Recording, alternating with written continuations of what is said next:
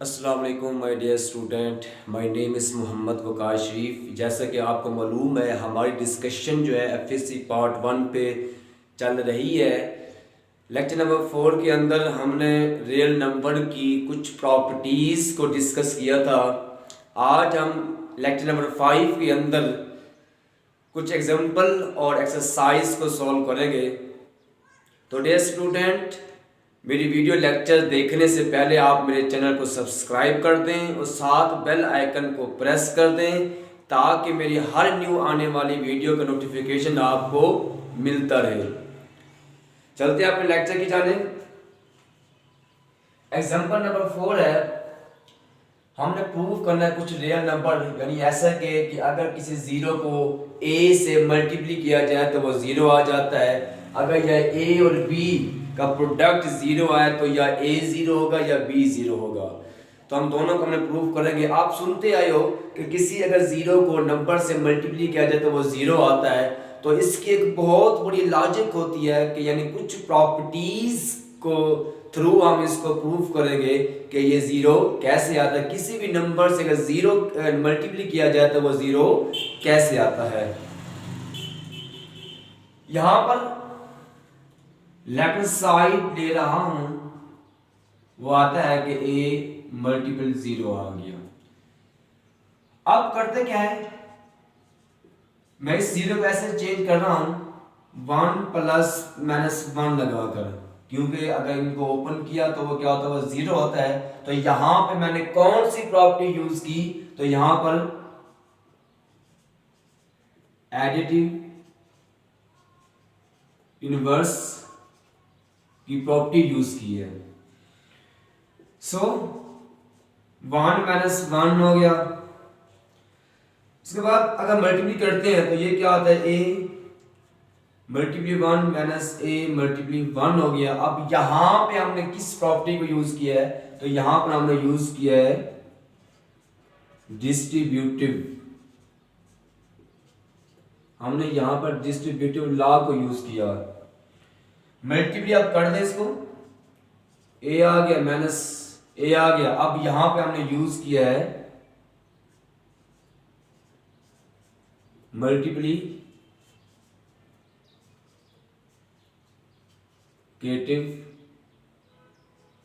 Identity.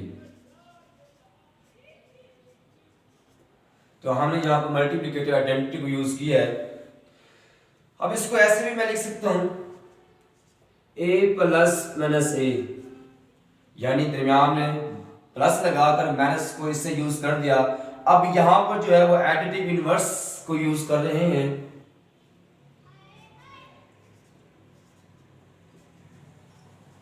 Additive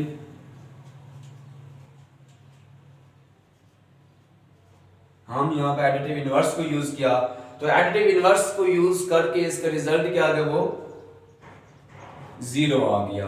तो हमने किया क्या था, पहले लेफ्ट साइड को लेके चले थे, तो कुछ प्रॉपर्टीज के मुताबिक इसको हमने सोल्व आउट किया था, यानी एडिटिव इनवर्स को यूज किया, फिर हमने डिस्ट्रीब्यूटिव लॉ को यूज कर दिया। अब यहाँ मल्टीप्लिकेटिव आइडेंटिटी को यूज कर दिया। एंड में हमने एडिटिव इनवर्स को यूज करते हुए हम प्रूव कर दिया कि ये रिजल्ट क्या है, वो जीरो आ गया। यानी लेफ्ट साइड अब इक्वल किसकी आ गई, वो जीरो का आ गई। अब आप करते आए हो, किसी भी नंबर से अगर जीरो को मल्टीप्लाई किया जाए तो जीरो आ जाता है। आज हम उसका प्रूफ, आप इसको देख लो कि किस तरह ये जीरो आता है, किन किन प्रॉपर्टीज के मुताबिक इसको सोल्व करके ये रिजल्ट इसका जीरो आता है। तो ये प्रूफ हो गया कि लेफ्ट हैंड साइड इक्वल किसके आ गई, राइट हैंड साइड के वो इक्वल आ गई। इसके पार्ट 2 में मुझे कहता है कि अगर किसी a को b से मल्टीप्लाई किया जाए तो अगर रिजल्ट जीरो आ जाए तो दिस इंप्लाइज दैट कि अगर वो a जीरो होगा या b जीरो होगा। तो हमने इसको प्रूफ करना है।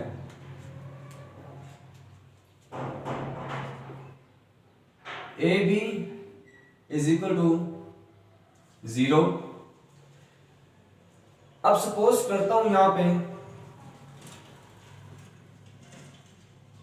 मैं सपोज ये करता हूं कि a does not equal to zero, तो देयरफॉर 1 और जो a है वो एग्जिस्ट कर जाएगा। अगर मैं a को ए को जीरो नहीं देगा, मैं कहता हूँ कि ए जीरो नहीं है, तो देयरफॉर जो है इसका जो इनवर्स है वो एग्जिस्ट कर जाएगा। आप इसी के इनवर्स से गिवन इक्वेशन से आप बोथ साइड मल्टीप्लाई कर दें, यानी 1 और A B is equal to 1 और ए 0 हो गया। अब ब्रैकेट है, यहाँ पर शफलिंग कर दो। अब यहाँ पे कौन सा लॉ यूज किया जा रहा है, अब यहाँ पर आप यूज करोगे एसोसिएटिव लॉ। अब आप इसको एसोसिएटिव लॉ के मुताबिक इसको आप सोल्व करो। 1 और A B is equal to, ये क्या आ गया 0 आ गया। अब एसोसिएटिव लॉ के मुताबिक क्या किया इसको, ये इससे क्या हो जाएगा कैंसिल, तो ये क्या आ गया 1 multiple B is equal to वो क्या आ गया 0 आ गया। अब यहां पर जो है कौन सी प्रॉपर्टी यूज की जा रही है, यहां पर यूज की जा रही है मल्टीप्लिकेटिव आइडेंटिटी। तो हमने इसको मल्टीप्लिकेटिव आइडेंटिटी के साथ इसको अब किया इसको। उसके बाद मल्टीप्लाई कर देते हैं इसको, तो ये क्या हो गया, ये b इक्वल टू क्या आ गया वो 0 आ गया। तो हमने प्रूव किया कि अगर a को अगर 0 के इक्वल नहीं रखते तो b इसमें क्या आ गया वो 0 आ गया। जैसे a को हमने 0 के इक्वल नहीं रखा था तो हमने b को प्रूव कर दिया 0 आ जाए। तो सिमिलरली इसी तरह से b को भी हम 0 के इक्वल नहीं रख के चलते हैं, उसमें हमने a को प्रूफ करना कि a इसमें क्या जाता है वो 0 आ जाता है। अगर a 0 नहीं तो b 0 आ गया, अगर b 0 नहीं है तो a 0 आ गया। यहाँ पे हमने a 0 नहीं रखा था तो वो b 0 आ गया। अब b को 0 रखते हैं तो हम प्रूफ करते हैं कि इस a इसमें क्या है वो 0 आ जाएगा।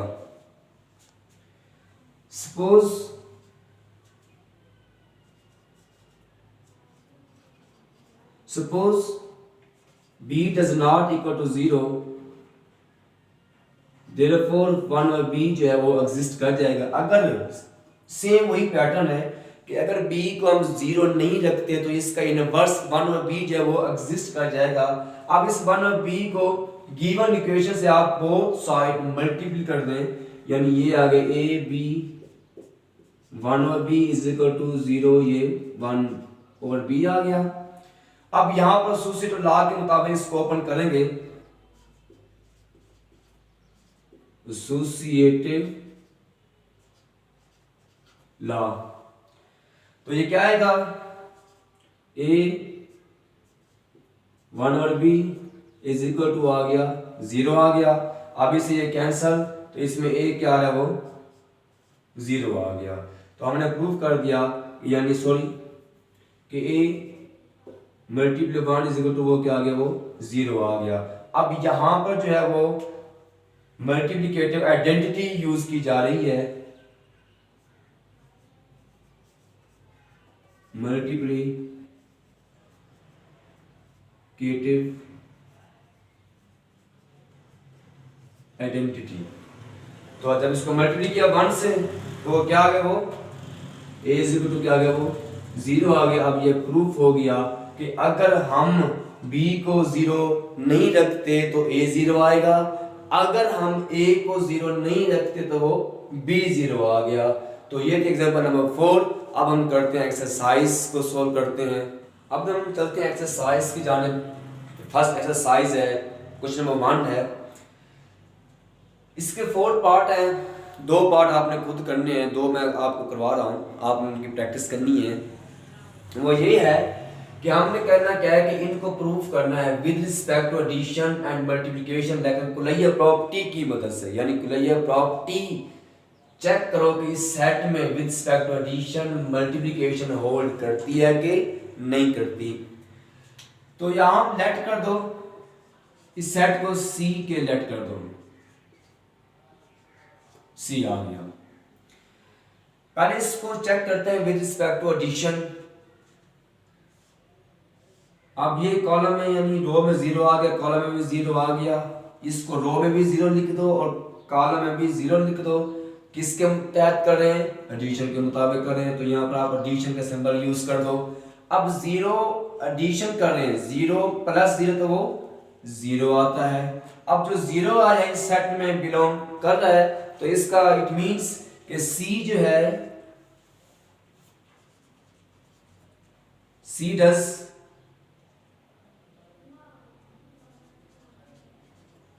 Have collier property with respect to addition, यानी C जो है वो collier property with respect to addition hold कर रहा है। अब चेक करते हैं मल्टीप्लिकेशन। अब जब जीरो को मल्टीप्लाई किया जीरो से तो क्या आ गया, वो जीरो हुआ, तो इट मींस तो सी जो है वो डज हैव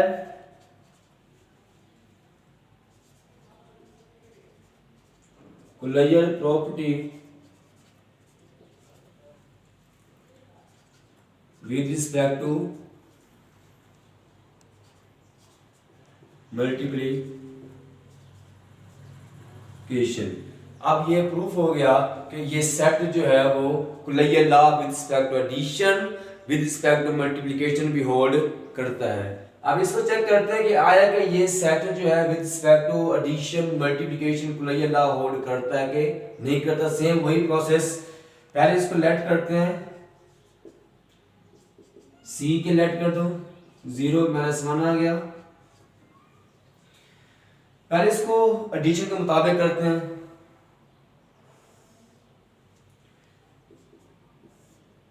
इसमें दो ही एलिमेंट हैं, तो पहले इसको कॉलम में लिखो, जीरो माइनस वन, पहले इसको रो में लिखते हैं, उसके बाद इसको कॉलम में लिखते हैं, यानी पहले इसको रो में लिखा, उसके बाद इसको कॉलम में लिखते हैं।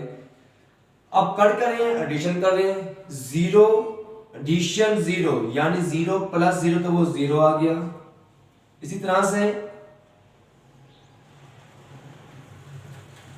Zero plus minus one minus one हो गया, minus one plus zero minus one हो गया, minus one plus minus one तो वो माइनस का वो टू हो गया।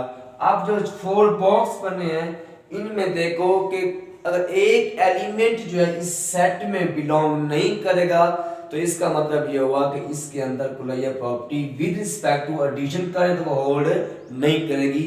इसमें जीरो भी है, माइनस वन भी, लेकिन माइनस टू नहीं आ रहा, ये जो है माइनस टू नहीं आ रहा, तो इसका मतलब ये हुआ एक भी एलिमेंट नहीं आएगा इस सेट में, इस सेट के अंदर, तो वहां पे कुलैया प्रॉपर्टी होल्ड नहीं करती क्योंकि हम एडिशन के मुताबिक कर रहे हैं। तो इसका मतलब ये हुआ कि यहाँ पर closure property with respect to addition hold नहीं कर रही।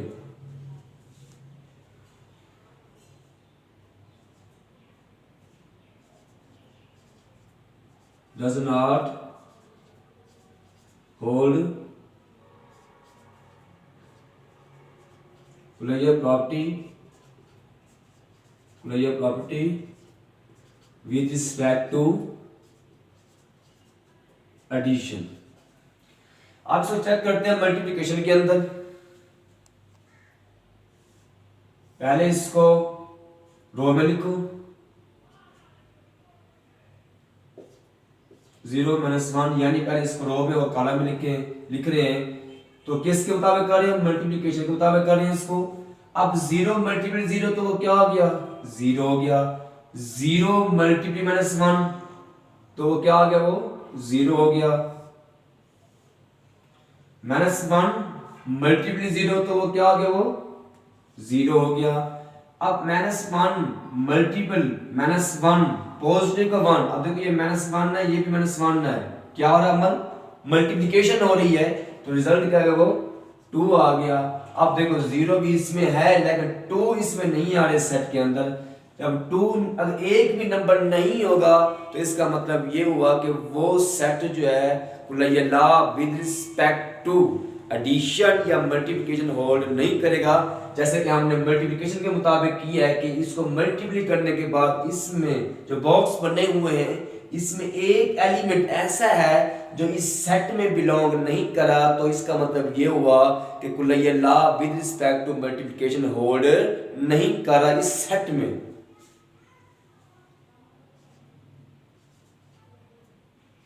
C does not hold closure property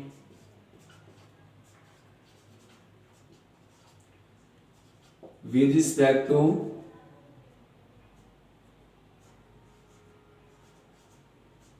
multiplication,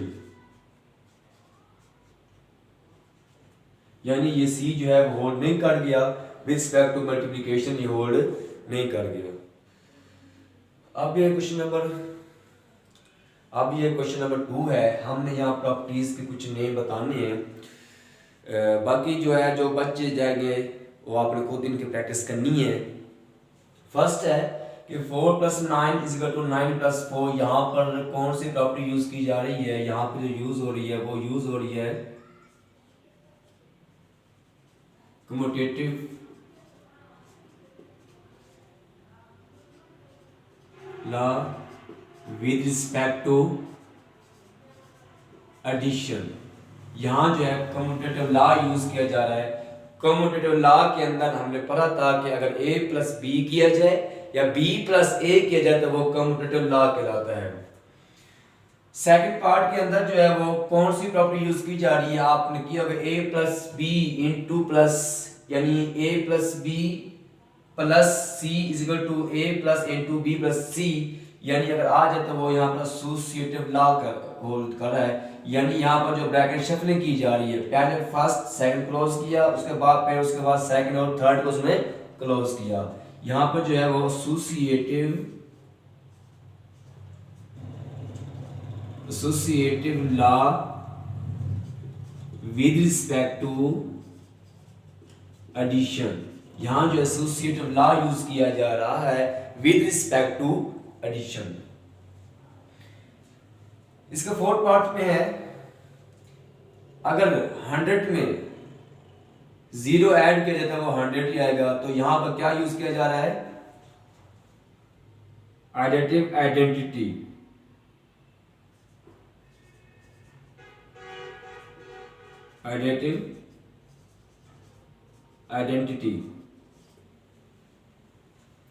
यहां पर फिफ्थ पार्ट के अंदर मल्टीप्लिकेशन आइडेंटिटी यूज की जा रही है।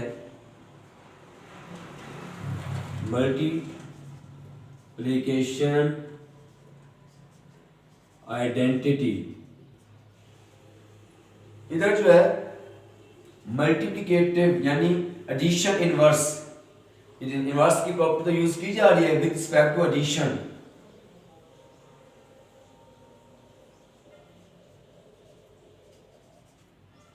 इनवर्स लिखते हैं एडिटिव इनवर्स,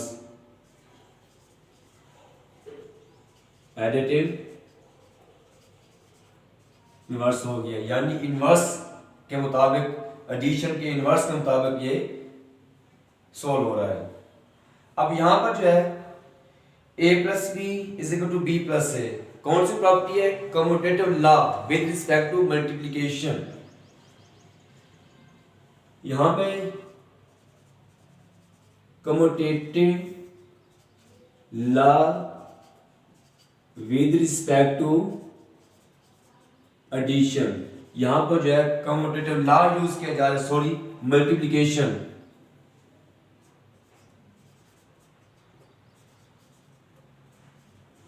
यहां जो है multiplication, commutative law with respect to multiplication use किया जा रहा है। आपने किया था अगर a + b करें या b + a करें, वहां पे जो है कम्यूटेटिव लॉ होता है विद रिस्पेक्ट टू एडिशन। अगर मल्टीप्ली करें तो commutative law with respect to multiplication. अब ये जो है डिस्ट्रीब्यूटिव लॉ, कौन सा? Left distributive law, left distributive law इसमें यूज हो रहा है। इधर भी लेफ्ट डिस्ट्रीब्यूटिव लॉ यूज हो रहा है, लेफ्ट डिस्ट्रीब्यूटिव लॉ यूज किया जा रहा है।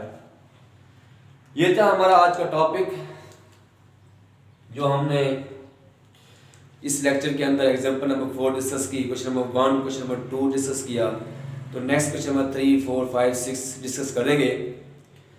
तो अगर किसी इस हवाले से जो आज का लेक्चर है, इस हवाले से किसी भी स्टूडेंट को कोई डाउट आ रहा है, कुछ कंसेप्ट किसी को क्लियर नहीं हो रहा, तो मुझे वो कमेंट कर सकता है। तो इंशाल्लाह हम नेक्स्ट वीडियो के अंदर हम क्वेश्चन नंबर जो आगे जो 3 है, 4, 5, 6 करेंगे। अल्लाह हाफिज़।